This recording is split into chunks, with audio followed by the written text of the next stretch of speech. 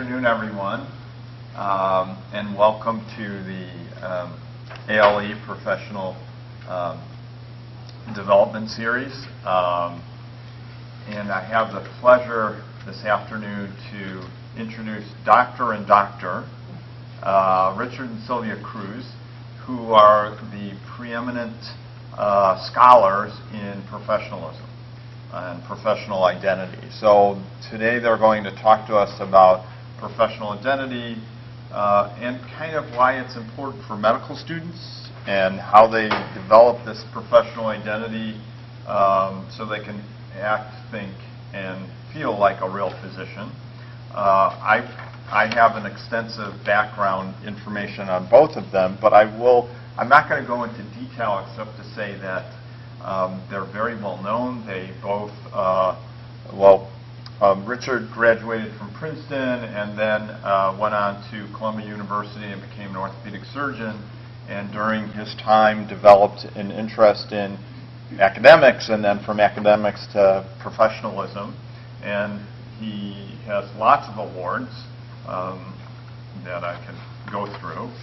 And Sylvia Cruess graduated from Vassar and then went on to medical school at Columbia. Is that where you guys met? Classmates. Absolutely, classmates. I figured that was the connection here.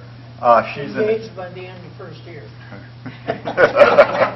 In the days when people got engaged. Yeah. She's an endocrinologist by training, professor of medicine. Again, lots of accolades in her bio. Got multiple awards as well. So please welcome the Cruesses. And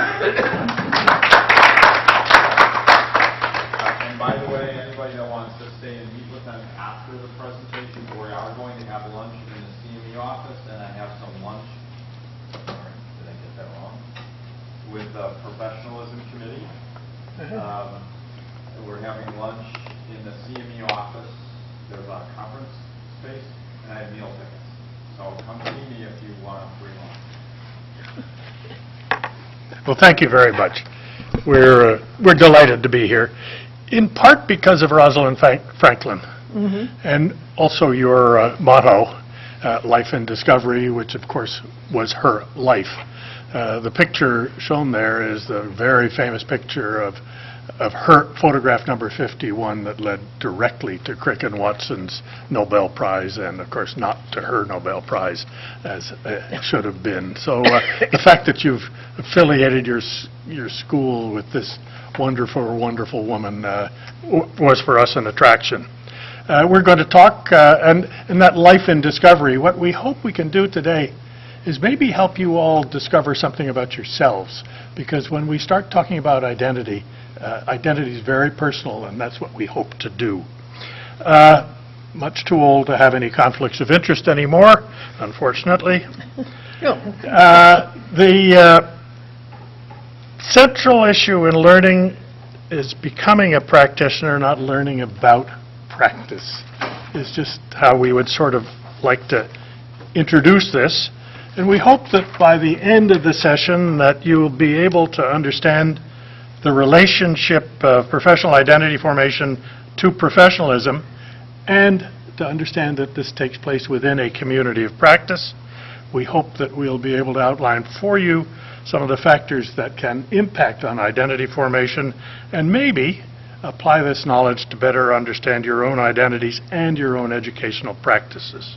There are two goals in medical education, in which this was described by Merton, who was a sociologist at Columbia back in 1957, that he really said it is the function of undergraduate and postgraduate medical education to transmit the culture of medicine and to shape the novice into an effective practitioner of medicine, to give him, now this was 1957, the best available knowledge and skills, and to provide him or her with a professional identity so that she comes to think and act and feel like a physician.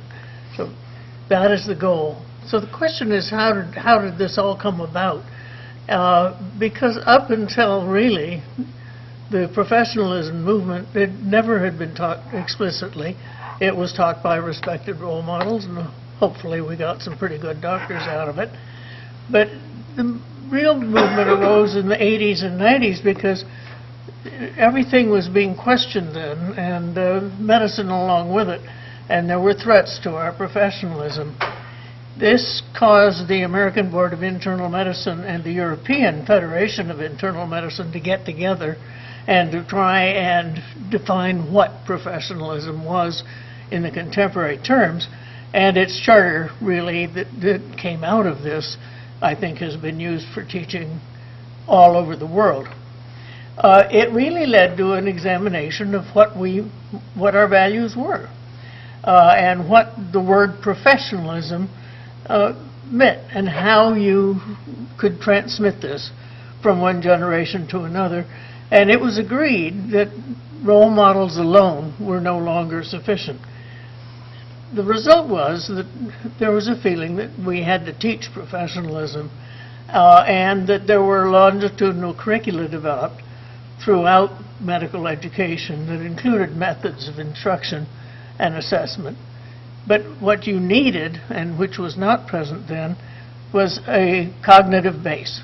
Definitions of professionalism, what is it? And its values and characteristics, what is that? An understanding of medicine's relation to society, and the social contract, and of public expectations of medicine, which is where many of the values come from. If you look at teaching professionalism, you have to impart the cognitive base and its definitions and attributes, and you start right at the very first lecture that our students get is on professionalism. And then as the years progress, we add more and more of the definitions and attributes, and we're trying to get them to think about how they're going to incorporate these values, and as they go along, they get much better at this. The result was really that understanding professionalism, was felt that would make students behave professionally. I think we all know that isn't true. An emphasis on promoting and assessing professional behaviors was really then on duty, and it was on doing, not being. Of fundamental importance, teaching and assessing professionalism, really all the accrediting agencies, CANMEDS, LCME, ACGME, CGME, GMC, all required that teaching and assessing professionalism had to be done by medical schools. But there was always an existential question. Is it like a white coat you put on, take off, and can take off at will, as proposed by Hayden, or is it really a professional presence that is best grounded in what one is rather than what one does? And this is proposed by Fred Hafferty, who's a wonderful medical sociologist. I don't know where you My start. turn? I can't see. Yeah. I can't tell. All right. Anyhow, the word professionalism encompasses the historical and current values and norms of the medical profession that really serve as the basis of our identity. So professionalism, even though we're going to move on to identity, remains important. But the teaching of professionalism no longer becomes the educational objective.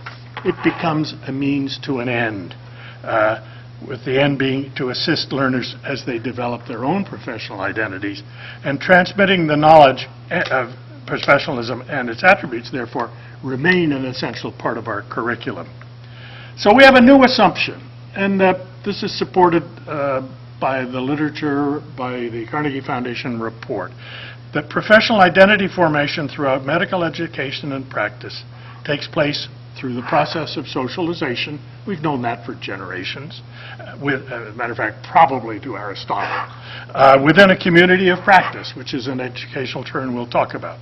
And the new assumption is that this process can be made more effective and more reliable if both faculty and students understand the nature of identity formation, if they're specific about the professional identity that's expected, and that if they really understand the process of socialization and communities of practice, so that a curriculum can be created that actually supports this process. So what is identity? And we always start with definition so that we're all on the same page. But the Oxford English Dictionary is a good start, and it says it's a set of characteristics or a description that distinguishes a person or thing from others. And Lynn Monroe, who's been very active in medical identity, said through this self-categorization process, we do not only identify who we are, but we also say something about who we are not. And I think it's important to remember.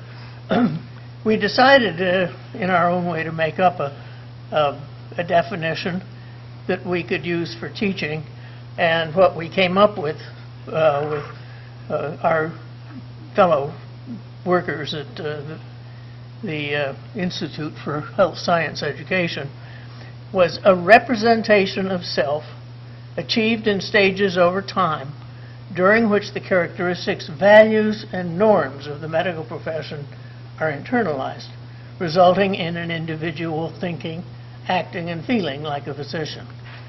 Now, professional identity is different from professionalism. Professionalism is the set of values, behaviors, and relationships that underpin the trust that the public has in doctors, whereas professional identity is not just how others perceive you, but how you feel yourself. Am I still on? Yes, you are. Okay, so identities are, you start forming them right from birth, and it continues throughout your life and doesn't really sort of settle in until early adult life, somewhere in the 30s. And it is in the professional identity that we are proposing is superimposed on the normal process of identity formation. And the professional identity that we're trying to develop in our students is merged with the individual's personal identity. And every individual has several personal and professional identities, and it depends on where you are. It's context dependent. So the first thing we're going to ask you to do is to talk to each other and to explain, who are you? What are your personal identities? What are your professional identities? Have you thought about it? Please start thinking about it and tell each other.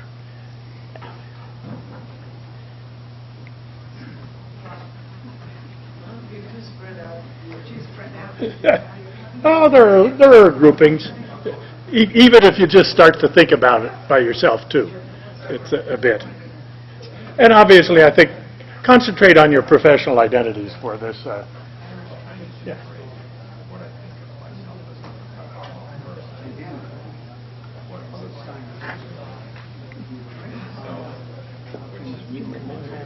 And how long do I go? I go all the way through. Just socialization. Okay.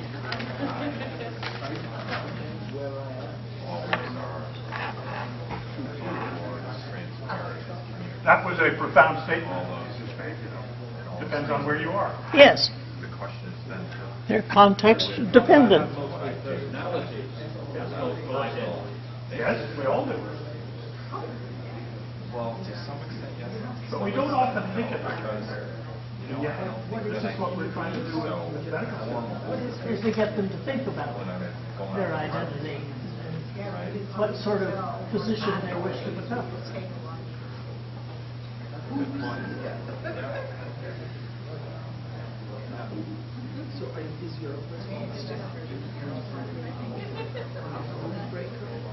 No, again, I haven't thought about that. Yeah, I think that is probably right, because in everyday decision-making, dealing with other people, you always try to be professional with them. Yeah. But it's interesting because I don't remember ever getting That's right. Yes. Okay. It's just somehow if what we're trying to do this morning is to work. It has to involve you. You have to start thinking about how this relates to you and how you became who you are. And interestingly enough, it works very well with students. They thoroughly enjoy this particular aspect of thinking about who they are and who they wish to become and what they wish to have. Is this you or me? That's me. What? Anyhow, identities are formed through socialization. We've known that, again, for generations. And again, so what's socialization? If we're going to discuss this, we have to, again, understand each other. Process by which a person learns to function within a group or within a particular society or group by internalizing its values and norms. That's what we're trying to have our students do. It involves training, again, Fred Hafferty again. It's more than just training. It's training for self-image and identity, melding knowledge and skills with an altered sense of self. With an altered sense of self. That's the important part of it. And if you look at this in schematic terms, you enter medical school, or you enter residency, or in fact you enter practice after medical school with an existing identity. Everyone starts their identity formation at birth. And of course, this existing identity, if you're a medical student, depends on two things. It's your genetic makeup. You're long, you're short, you're tall, you're fat, you have hair or no hair, and on and on and on. But there are also experiential things, your religion, your culture, your class, your education, sexual orientation, you name it. This has had an impact on the students who enter medical school. They then enter a restricted environment with a group of like-minded people where they essentially have to negotiate. And those about who they are going to become. And they negotiate at two levels. In the first place, they negotiate with us as a profession. We'll get to that. But they also, of course, have to negotiate with themselves. This is a very personal thing that every single student has to experience. And they've got some options. In the first place, they can accept the norms and values of the medical profession as presented to them, either by role models or explicitly in the curriculum. They can ask for some compromise. Sylvia and I worked every other night and every other weekend for the duration of our training. We did so happily. We tell people today, and they Think we're nuts. yeah, but we weren't. That was the norm at the time. But since then, people have asked for compromise, and we now have work hour restrictions.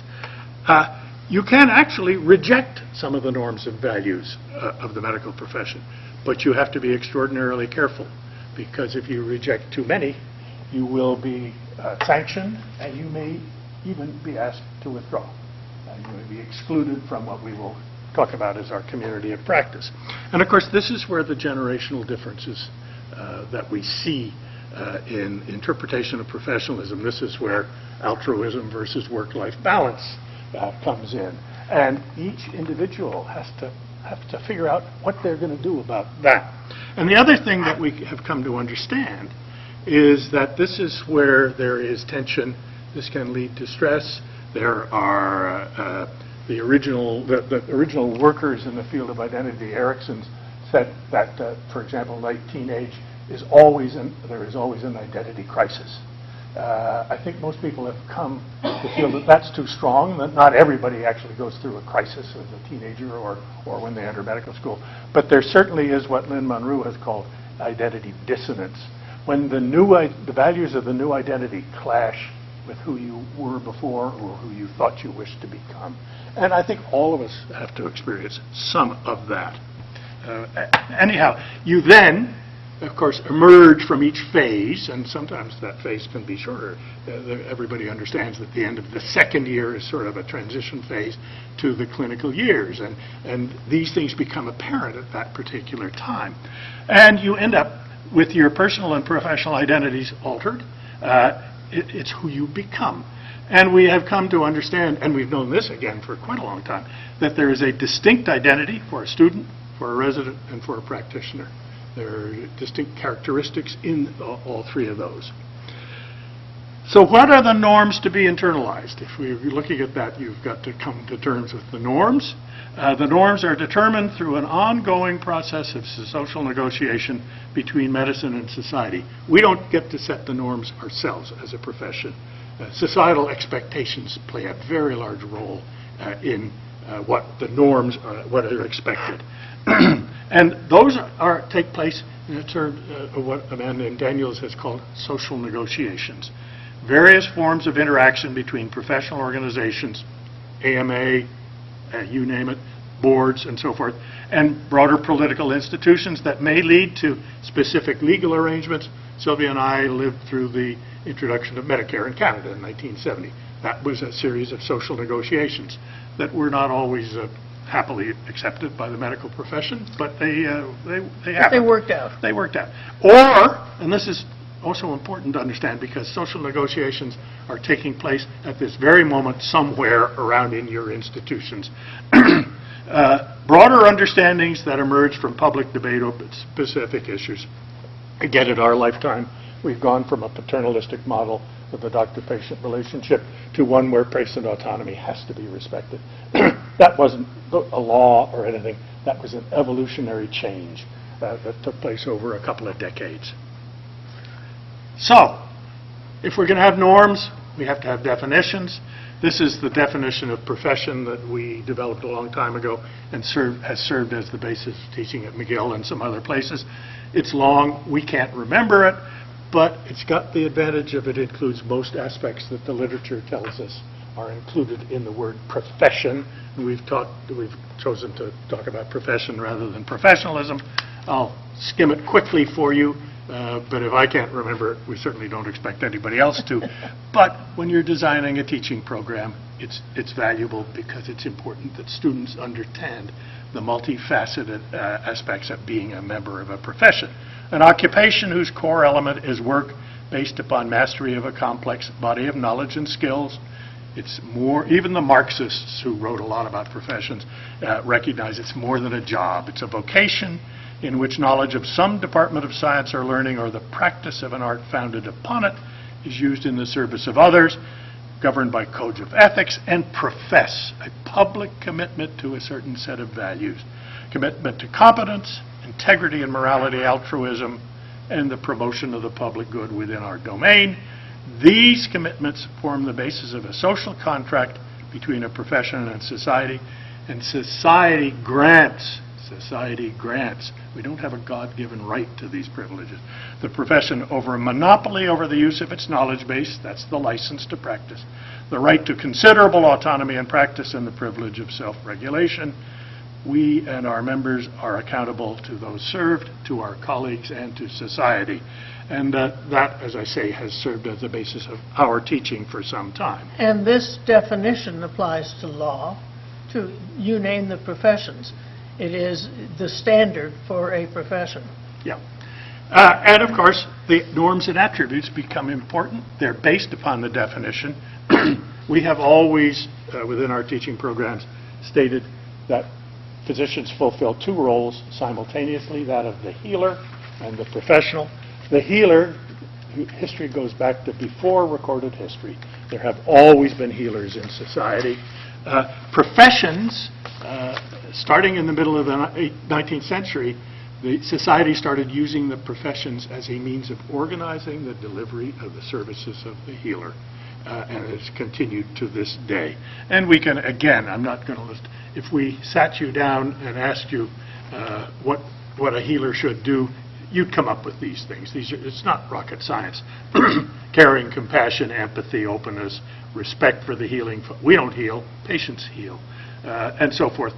Autonomy, self-regulation, presence of our associations to represent us, responsibility to society and teamwork, respect for coworkers. Those are professional responsibilities. In the middle, very important ones, competence being the most important. Commitment, confidentiality, altruism, codes of ethics that bring together integrity, honesty, morality, and ethical behavior, and so forth. Again, these are what we communicate to our students as the values of a professional. Now, socialization I think you go ahead. takes place in groups called communities of practice. This is a concept that has occurred actually since Sylvia and I were playing around in the medical education field. Laven Wenger, Mistake, it was me. yeah, Go back. No, okay, forward. Anyway, the development of an identity takes place in a community of practice. And so it's important to know what is a community of practice. It's a social learning theory, but I think it's very helpful in thinking about how we develop our students.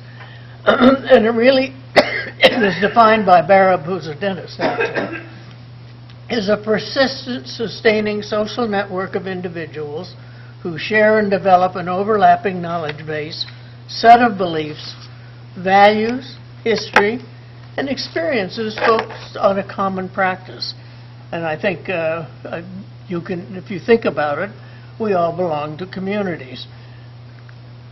If you go and look at the socialization that Dick presented, at the bottom, if you look, it really starts with being accepted by the community as a student, as a learner, as a whatever.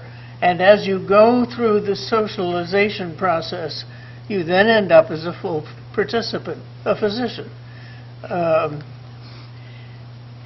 Medicine really has been described as a community, a landscape of practices. There's more than one. And actually, we all belong to multiple communities. and it would have been interesting to, I think you said, depends on where I am. The context depends on which community is You're important to you at that moment. And so when somebody joins the community voluntarily, they work to acquire its identity. They have to accept and internalize its values and norms and practices with some changes as the people go along. And medicine is made up of at least three kinds of communities.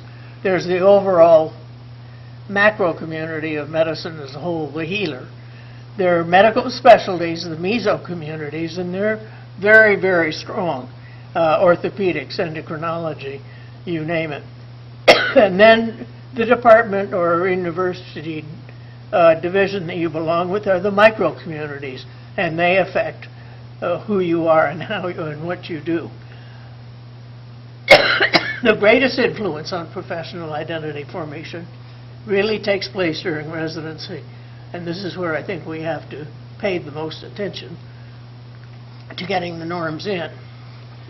So the values and norms of our community of practice is professionalism, and they do vary between cultures. It's a bit different in the Muslim world or the Buddhists, but we're in the Judeo-Christian,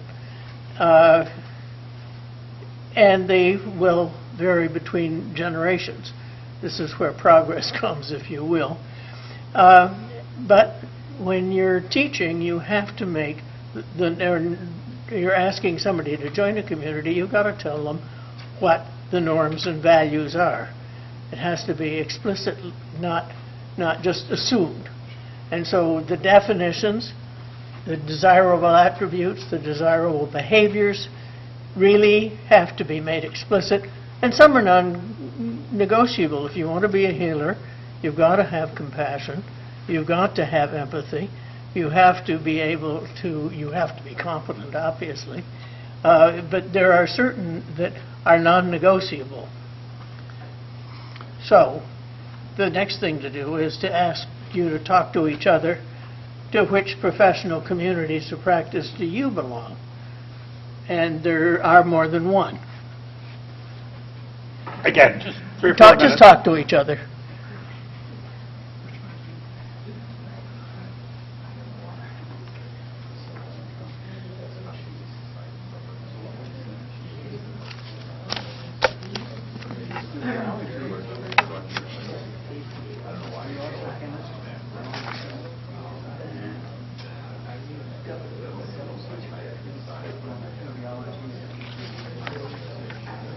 You go until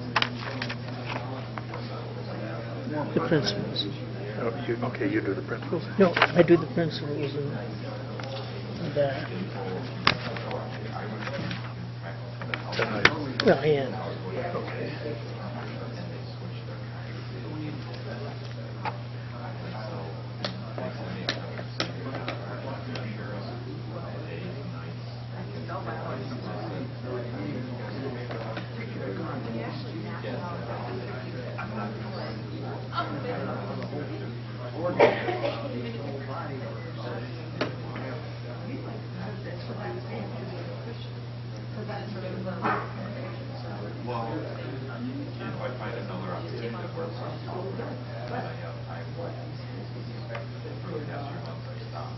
But just because of that situation, you would think, like, yeah, the president, I did.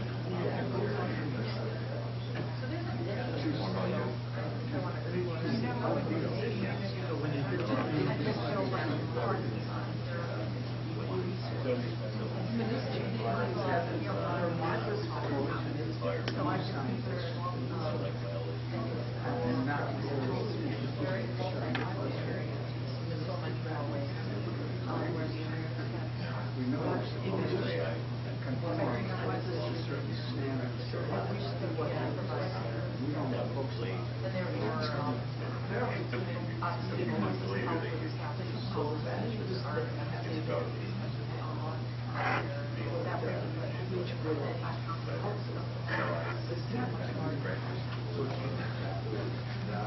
Okay, I guess again, just to sort of get a feel for how we think people should be approaching this.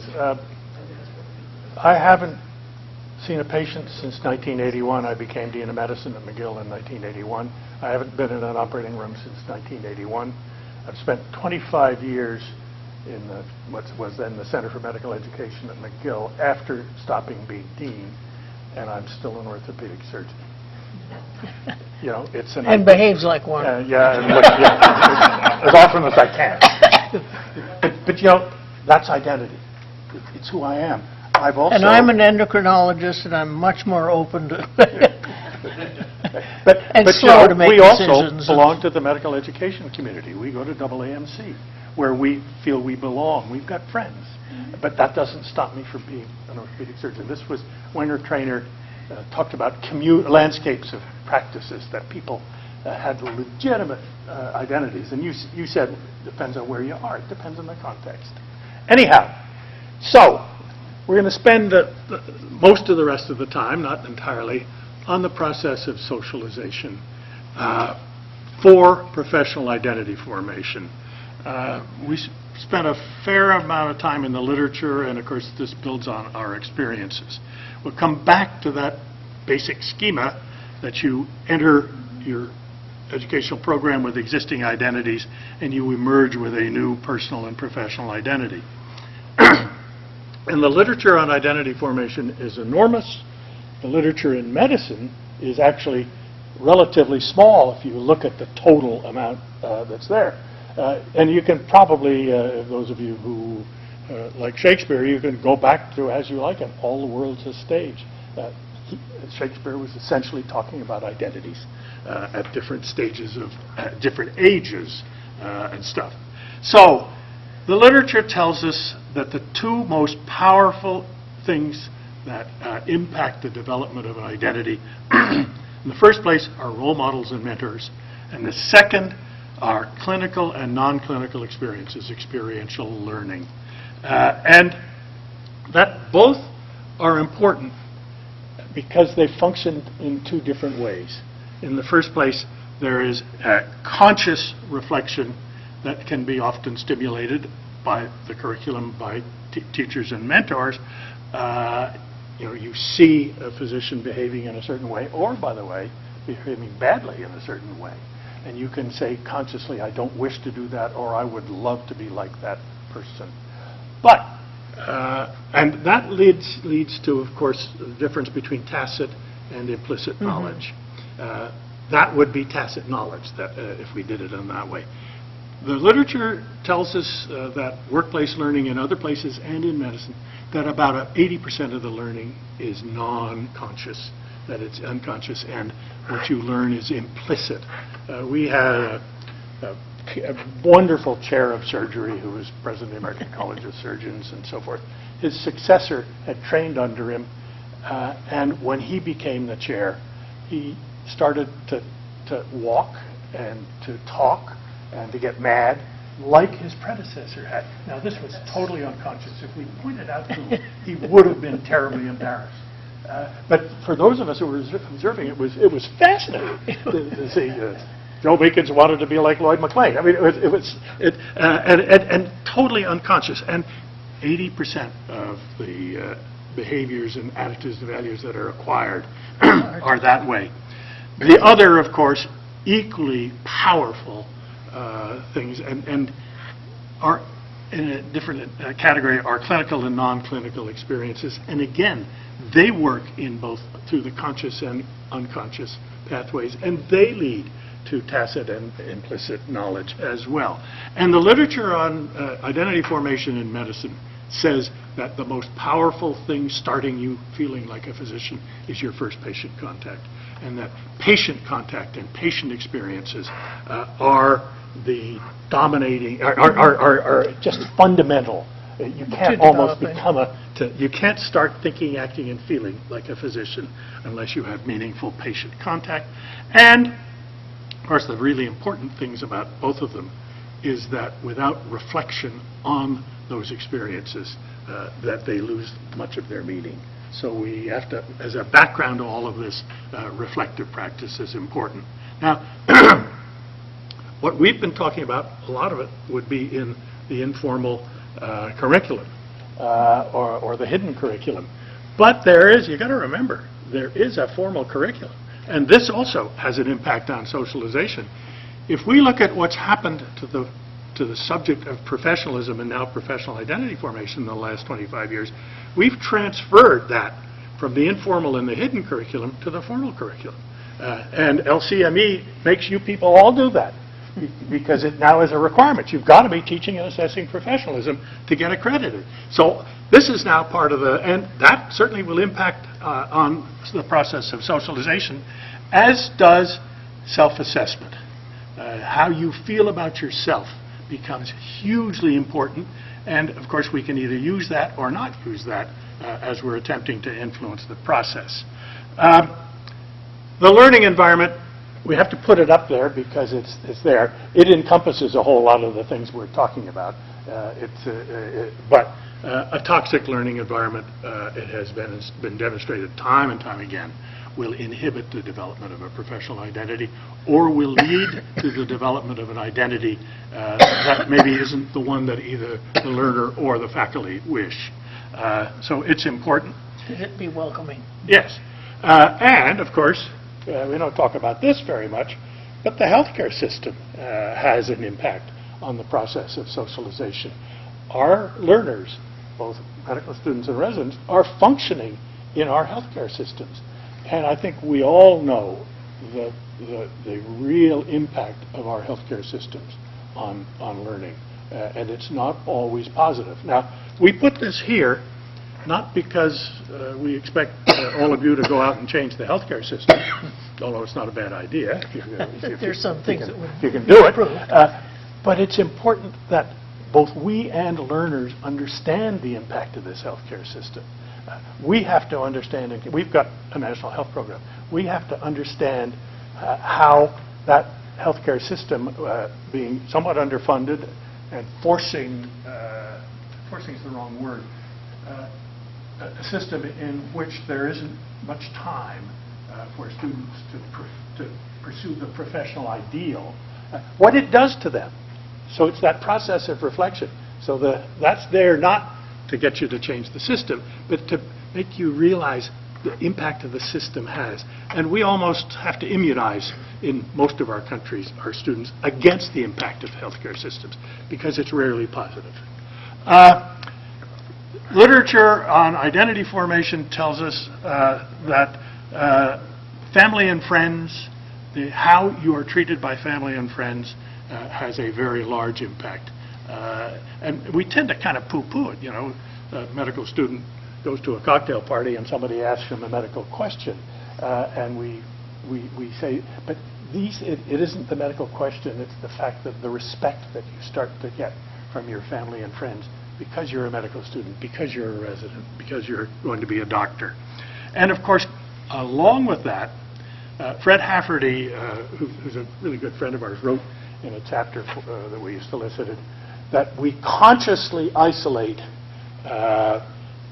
the students and residents from their peers in order that the social group can have a more a much more greater impact on the process of socialization. We give them a different language. Yeah. We, give them different, and they become different from their But friends. and we presented this to our colleagues at the Center for Medical, and they really objected to the fact that we consciously do that. And so we got them to actually change the chapter a bit. But I'm not sure that that we weren't correct, that it is a bit conscious, that we really wish peer pressure to impact on students as to how they are going to become.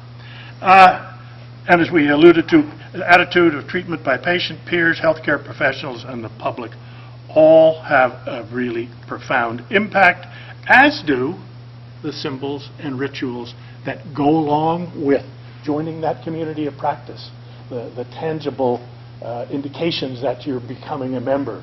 You get a stethoscope. The white coat ceremony is very symbolic as you're joining the community of healers. Reciting the Hippocratic Oath or its modern equivalent. You're joining a community that goes back a couple of thousand years. So those things are important, and we use them to impact on the process of socialization. And the last thing is there because we actually put it on last because we didn't understand it for a while. The literature on social media and professionalism that came out early was very critical of the presence of social media because people were breaching confidentiality, people were putting unprofessional behaviors on their social media. The literature, and I think our attitudes have changed in the last few years, in part because we have to. Social media are a part of every person, certainly younger than we are, but every person under 30 probably now. And social media can actually have an impact. You can create a community in social media. You can maintain contact with people. You must avoid the negative side that we saw, but we can't ignore it, and we have to use social media in a positive way to make people feel they belong, to increase the sense of community and so forth, which can be done. And to help them use social media so that it adds to their professional, instead of putting on things of when they're drunk or whatever. And frankly, that's not happening the same way it used to before.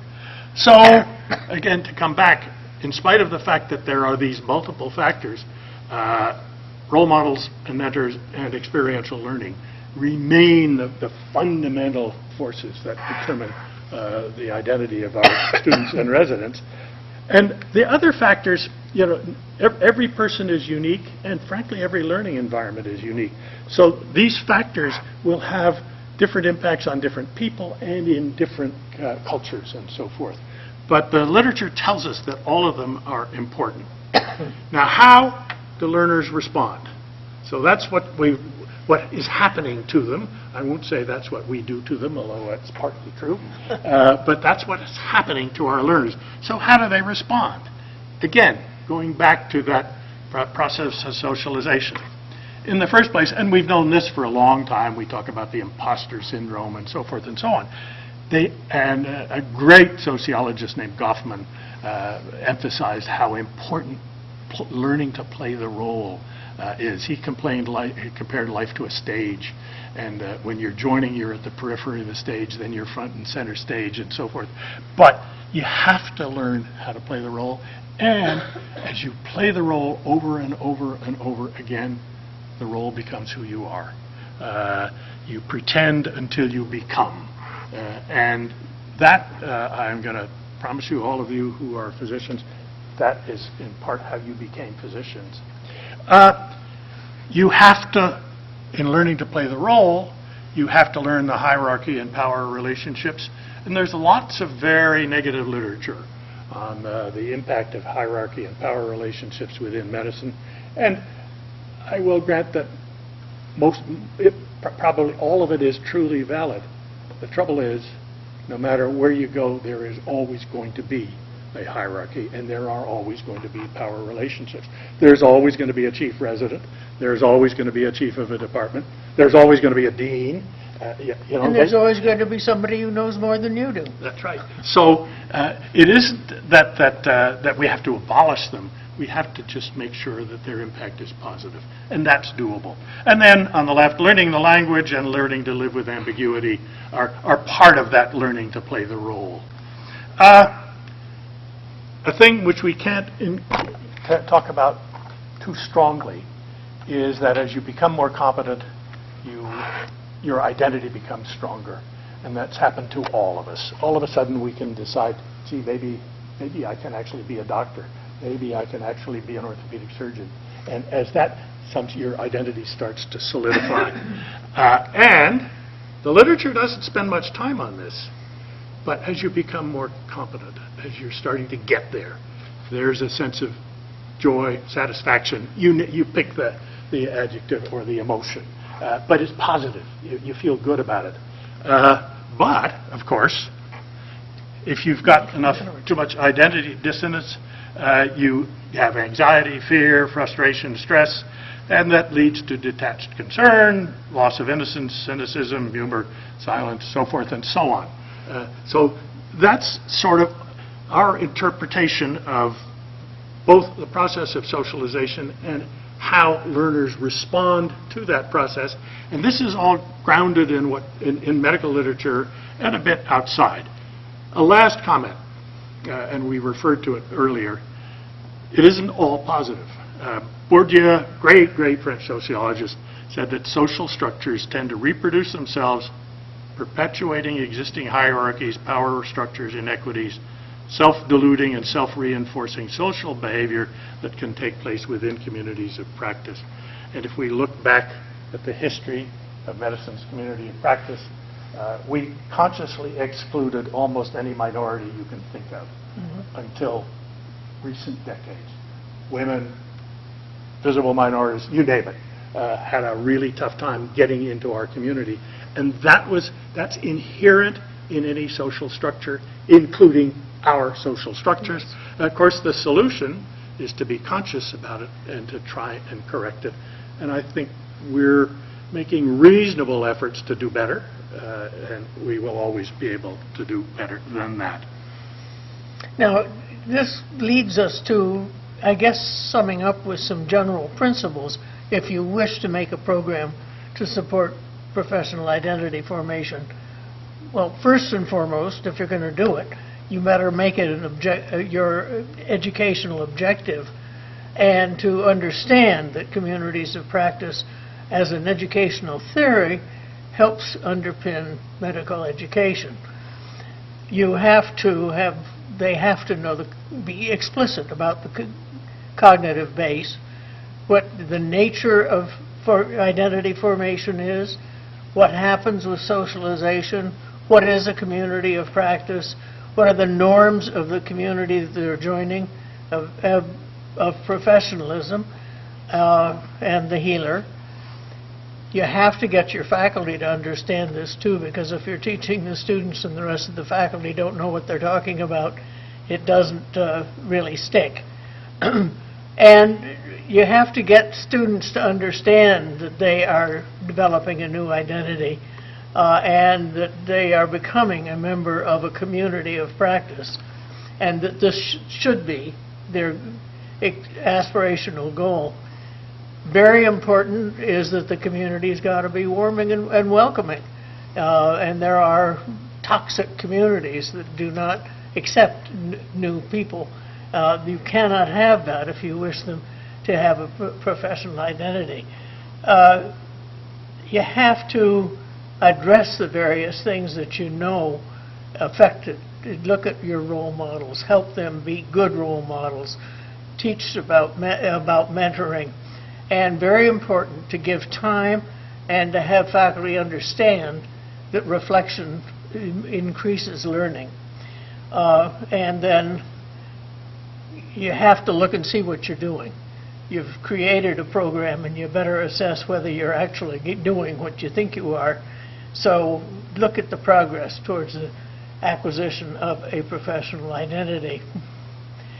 The real goal is to shift the emphasis from faculty teaching professionalism to one in which learners are actively engaged in developing their own professional identity.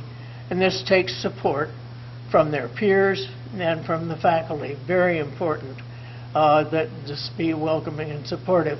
So if you go back to looking at our previous teaching, what you do is you have to impart the base of the healer and professional, but you have to have them understand socialization that's going to happen to them, that there is professional identity formation, and that joining communities of practice are going to be part of what they do. And we start at year one and tell them about all of this, and then we keep going in over the next 4 years and into postgraduate and actually into our faculty. And of course, as they are learning and having various experiences and reflecting on them, they increase their ability to really develop their own professional identity. So we'd like to close with a quote from Dornan, who I think said very nicely, "Expertise is not simply a property that passes from teacher to learner, but a dynamic commodity that resides within communities of practice. Learning, according to the theory, is a process of absorbing and being absorbed into the culture of such a community." And thank you very much. This is from the McGill Institute of Health Sciences, and I think we're finished in time.